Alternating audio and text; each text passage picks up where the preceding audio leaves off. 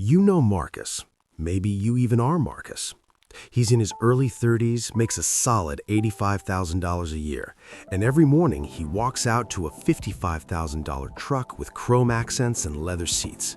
It's the kind of vehicle that turns heads at red lights, the kind that silently announces, "I'm doing well." At work, people assume he has life figured out. His Instagram confirms it. Ski trips in the winter, rooftop dinners in the summer, photos from restaurants where the menu doesn't show prices. From the outside, Marcus looks like a success. But here's what the camera never shows. Marcus has $400 in his bank account. He's carrying $8,700 in credit card debt, and this month he'll only make the minimum payment. Last night, he lay in bed doing anxious math in his head, trying to figure out whether his insurance payment would clear before his paycheck hits on Friday. Marcus looks rich, but his financial life is a hostage situation. Now, meet Tyler. Same city, same age, same $85,000 salary. Tyler drives a 2019 Toyota Camry with 74,000 miles on it. His apartment is normal. His clothes are fine. He's not the guy people notice when he walks into a room. At dinner parties, nobody asks Tyler what he does. Nobody assumes he's winning at life. But Tyler has $187,000 invested in index funds. He has zero credit card debt. And last night, he went to sleep without thinking about money even once. The difference between these two men is not income. It's not intelligence. It's not luck. It's the gap between performing success and actually building it. And that gap is one of the most expensive mistakes a person can make. Let's start with the psychology. What Marcus is doing has a name. It's conspicuous consumption. But you don't need a textbook to understand it. It's the instinct to buy things that signal something about your life rather than things that simply work. It's the $2,400 bag that carries your belongings exactly like a $45 tote. It's the $55,000 truck that gets you to work no better than a $15,000 car. This isn't about being irresponsible. It's about being human. Researchers estimate that roughly 1 out of every 10 thoughts you have involves comparing yourself to someone else. And when that comparison makes you feel behind, your brain reacts. It doesn't suggest patience. It doesn't suggest discipline. It suggests spending money to close the gap visually. Because deep down, you're still running ancient software. For most of human history, status meant survival. Being accepted by the group meant safety. Today, that same instinct is being monetized. You're using a brain built for survival in a world designed for consumption. And that's where the trap begins. But here's the brutal truth. The audience you're trying to impress isn't even watching. There's a psychological phenomenon called the spotlight effect.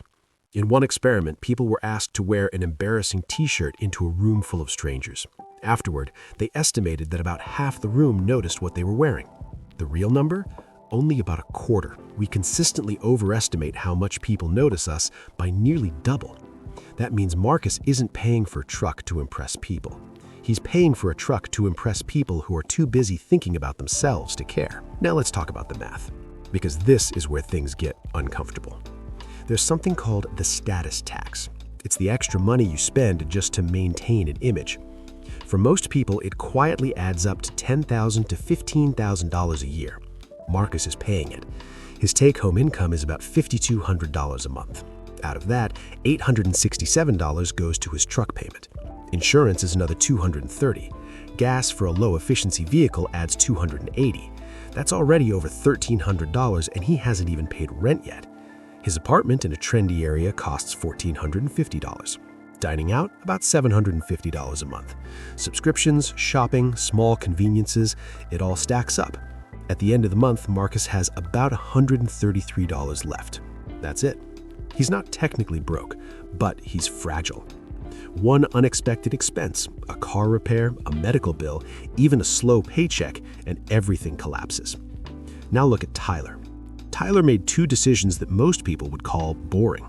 He drives a paid-off car, and he lives in a place that doesn't impress anyone. Because of that, he has about $2,390 left over every single month. Every single month. And here's where the story changes completely. If Tyler invests that money consistently, he ends up with around $1.8 million in 20 years. In 30 years, that number climbs to about $5.4 million. That's not luck, that's math. Tyler is on a path to financial independence by his mid-40s, a point where he no longer has to work unless he wants to. Marcus?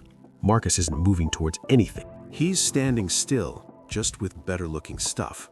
If you want to understand what real wealth looks like, you have to look past appearances, because appearances lie. Most luxury cars on the road are not owned by wealthy people. They're owned by people trying to look wealthy. Actual wealth is quieter. It doesn't need validation. It doesn't need attention. In fact, the people with the most money often look the most ordinary. They drive reliable cars. They wear simple clothes. They don't upgrade their lives every time their income increases, because they understand something Marcus doesn't. The feeling you're chasing doesn't last. There's a concept called hedonic adaptation. It means that no matter how exciting something feels at first, your brain quickly adjusts. You buy the truck. For a few weeks, it feels incredible. Then it becomes normal, just the truck. But the payment, that stays for years. So what you really bought wasn't a long-term upgrade in happiness, it was a short-term emotional high, followed by a long-term financial obligation. It's like subscribing to a feeling that expires in 21 days but billing yourself for the next 6 years. And every payment has a hidden cost, not just money, freedom. Because when your expenses rise, your options shrink. You can't take risks. You can't step away from work. You can't say no to things you don't want to do, because your lifestyle depends on your income continuing without interruption. That's not success, that's dependency. Marcus doesn't just have a truck payment, he has a system that requires him to keep running. Now here's the hardest part of all this. Changing it isn't about math, it's about identity. Because when Marcus thinks about downgrading his truck, he doesn't see savings, he sees loss. He imagines what people will think. He imagines how it will feel. He ties the vehicle to who he is. But that feeling is temporary, because just like the upgrade became normal, the downgrade will too. And what replaces it is something far more valuable: relief, clarity, control, the absence of constant financial pressure. And that feeling lasts. Money at its core is not about things, it's about options. It's about being able to choose how you spend your time. It's about removing obligation from your life. The people who understand this don't chase appearances, they protect their flexibility. They build their lives around freedom, not validation. And here's the final truth. If your bank account isn't growing, it's not because you're bad with money. It's because you're operating inside a system designed to keep you spending. Every ad you see, every upgrade you're offered, every lifestyle you're shown, it all pushes you in one direction: consume more, upgrade more, spend more. Because every time you do, someone else profits. The system works perfectly as long as you don't question it. But the moment you do, everything changes. The moment you realize you've been performing for an audience that isn't watching, you take back control. The moment you stop paying for the image, you start building the reality. Tyler is not impressive. He's not flashy. He doesn't stand out. But one day, in his mid-40s, Tyler is going to wake up on a random Tuesday morning and not go to work. Not because he can't, but because he doesn't have to. And that's the difference. Marcus has the image of success. Tyler has the freedom of it. One is visible, the other is real, and only one of them is actually worth building.